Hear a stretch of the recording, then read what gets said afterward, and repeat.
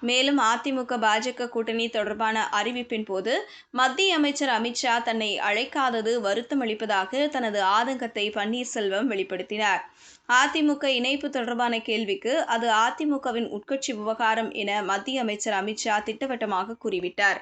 எனவே அதிமுக உடனான இணைப்பு சாத்தியமில்லை என்ற நிலைக்கு பன்னீர்செல்வமும் அவரது ஆதரவாளர்களும் வந்துவிட்டனர்.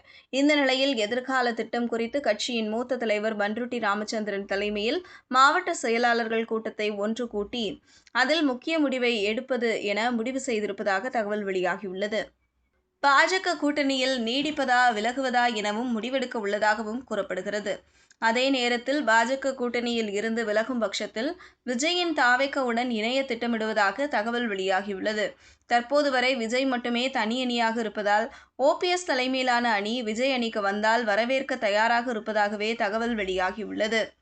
இதுபோன்ற செய்திகளை தெரிந்து கொள்ள செய்தி புனலுடன் இணைந்திடுங்கள்.